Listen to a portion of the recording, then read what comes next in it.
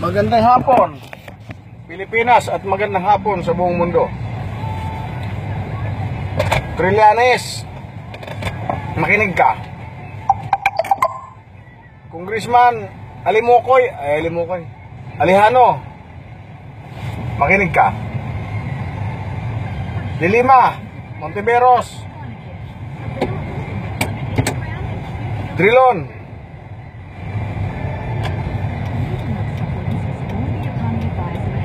Kiko Pangilinan, makinig kayo sa akin. Dahil pag hindi kayo nakinig, pagsisipain ko kayo dyan sa Senado. Ayusin nyo. Unang tanong ko muna, tinatawagan kita Trillanes sa cellphone mo. 2 globe yung active mo ngayon na cellphone number. Bakit hindi ka sumasagot? Ikaw, Drilon, tinatawagan kita, bakit hindi ka sumasagot?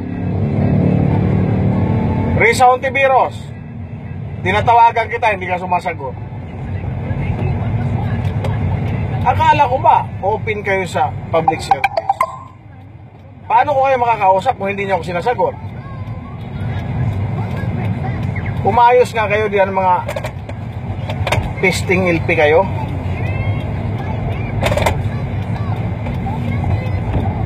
Ang tagal na kong tumatawag sa inyo, hindi niyo ako sinasagot.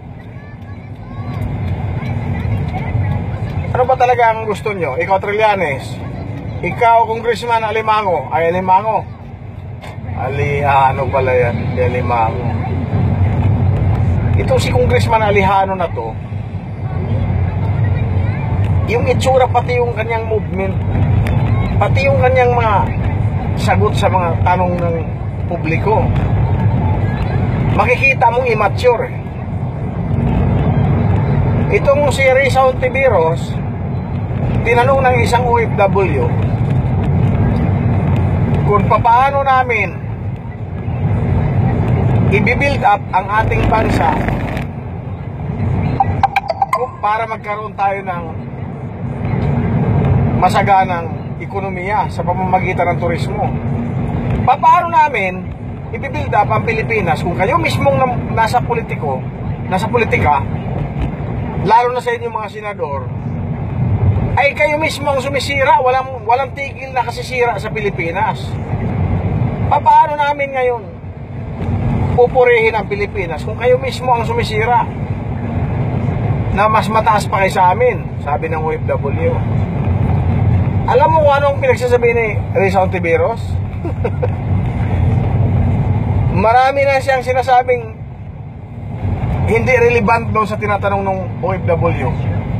Mga katarantaduhan na sagot, walang kwenta. Kaya tinatawagan ko siya sa cellphone. Si Trillanes, tinatawagan ko si Congressman Alejano, hindi sumasagot. Bakit ayaw niyo sumagot? Dahil hindi niyo kilala yung number ko? Umayos nga kayo. Natakot ba kayo na matawagan kayo ng taong nakahandang sagupain yung pagmumukha nyo? Ikaw, Ontiveros, Leni Robredo, parehas kayo ng personality, mga malamya. Ayaw nang may namamatay. Pero pagka inosente ang namamatay, hindi naman kayo umayaw. Teka muna. Pag mayroong adik na napatay, nakikisimpatiya kayo ng mga inutil kayo. Pag yung bata ang pinatay, nirip, hindi kayo nagsasalita. Nagtatago lang kayo sa palda ng nanay nyo. Malapit na kung maubusan ng pasensya sa inyo ng mga LP kayo. Tinuturing ko talaga kayo ngayon ng mga satanas. Sa totoo lang. Huwag niyong antayin na maubusan ako ng pasensya.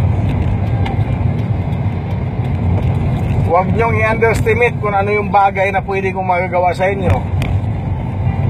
Na problema kung saan ko kayo ilagay, kasi wala pang ginawa ang gobyerno na simenteryo para sa mga satanas eh. Sa ngayon kasi mga LP ang tinuturing kong satanas ngayon eh. Napapagod ako sa inyo sa kay isip. Hindi ako napagod dito sa sa mga ginagawa ko. Katulad ngayon, imbis na maging busy ang utak ko sa ibang bagay, mag-isip, naging busy ako sa inyo kung paano ko kayo. Kasi itong mga LP na to, mas priority sa kanila yung mailibing sila sa libingan ng mga bayani kung mamatay itong mga to eh. Pero mayroon pa akong pwedeng paglagyan sa inyo na mas maganda. Yung talagang demonyo talaga itong mga LP na to. Andali, may naisip ako. Si Dilima ipasundo ko yan dun sa Krami. Ikaw rin sa Ontiveros, kayo ni Lini, magkano nga kayo? Mag-report kayo sa akin isa-isa. Huwag sabay yung kailangan yung bagong paligo ka, Risa, kasi yung boses mo maganda eh. Yung mukha mo may kagandahan. Yung bunganga mo lang talaga hindi maganda. Yung mga sinasabi mo. Yun na lang yung problema eh. Yung bunganga mo, yung binubuga ng bunganga mo, yun na lang yung mabaho. Pero yung itsura mo at saka yung boses, ayos eh. Medyo malamya nga lang. Kasi yung kalamyaan nyo, ayaw nyo ng overacting ba? Kasi ayaw ninyo na may patay. Pero pag namamatay yung mga innocent minamasakir, hindi kayo nag-iingay. Dapat pupunta kayo doon sa patay, makilibing, magbigay kayo ng donation para makatulong kayo. Pagka adik yung namatay, sus, naglalabasan yung milyones yung kung ano-anong mga suhol para lang sirain yung gobyerno. Kahit pati bahay nyo ibenta nyo, basta wala lang si Duterte. Ganyan yung mga style nyo eh. Kinalal kayo ng taong bayan para pagsilbihan nyo yung taong bayan.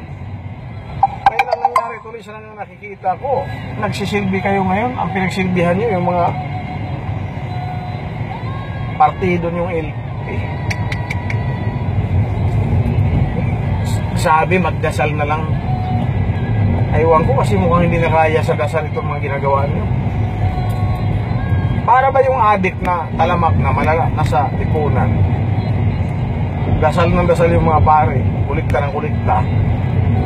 Habang bumabaha ang adik, halos narco-politics na nga Pilipinas eh. Sabi ng simbahan, dasal, rehabilitation. pero yung simbahan, ang tagal na, si kulikta, wala talagang ginagawa. Eh ako mismo personal, naka-witness ako din, nagtrabaho ako sa Israel before sa Ortigas Ako mismo, witness ako rito si Sok Villegas na to, itong hinayupak na bishop na to. Tinatanggal niya yung mga security pag mayroon siyang nakikitang pulubi kasi ayaw magbigay. Pero pag mayaman yung nandiyan sa likod ng simbahan, ina-assist ng guard. Pag hindi ina-assist ng guard yan, yung guard bukas tanggal na. Pero kung makisimpatiya yung guardia sa pulubi, yung walang mga kinakain din sa likod ng simbahan, nagagalit si Socrates Villegas. Ayaw kasi niya siguro magbigay. Ayaw niya makakita ng pulubi din sa likod ng Israel nung siya pa ang rektor dyan. Ngayon nandun siya sa Bataan ngayon, Kabanatuan pala. Ay, Bataan, sorry. Tama, Bataan. Yun ang kanyang parokya ngayon eh. Kaya bala ko puntahan yung simbahan doon kung mayroon pang pulubi sa likod eh. Mga nagtatambay. Kasi ayaw ni Villegas makakita ng mga ganon. Ng mga pulubi kasi siyempre siguro takot siyang makapagbigay. Ganon si Villegas kalupit. Basta mayaman na yung mga pumapalag sa simbahan, ayaw niya. Ayaw niya na nasisira doon siya sa mga taong mayaman. Pero sa mga pulubi, wala siyang pakialam. Kaya yung Villegas na to, hindi naman mali si President Digong kung pagmumurahin kayo pati yung si Bacani. Itsura pa lang ni Bacani talaga, demonyo. Natatawa siya pag minumura ni Duterte, natatawa sa labas ng puso mo, natatawa ka, pero deep inside, apektado ka na kasi nahalata na yung pagkademonyo mo eh. Bakani ka eh. Mga hipokrito, hindi talaga mali si Duterte. Kahit sa mo tingnan talaga, hipokrito talaga eh. Makikita mo. Maniniwala ba kayong may pare na mga babaero? Totoo. Yung pare niya sa simbahan sa Novalitsis. Dati yon mga 2000, way back 2005.